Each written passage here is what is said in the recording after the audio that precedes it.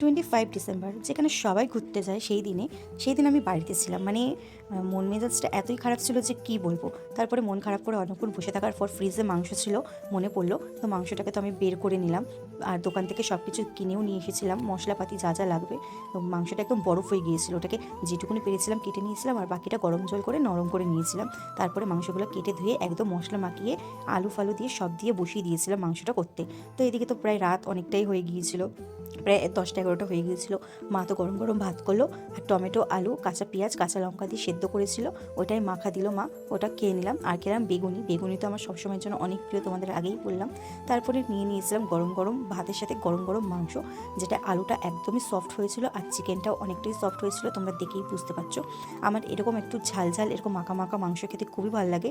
আর পিকনিকের যে খাবারটা ওটাও খুব ভালো লাগে, একদম পাতলা ঝোল হয় যেখানে। তো আমি তো মাংসটা খুব ভালো করে খেয়ে নিলাম, আর খুবই স্পাইসি হয়েছিল।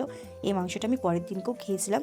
মানে মন খারাপ করে কী লাভ, তাই নিজেকে খুশি করলাম, সাথে সবাইকে খুশি করলাম। তো ভিডিওটা তোমাদের কেমন লাগলো অবশ্যই জানিও, আর ভালো লাগলে লাইক করো। বাই।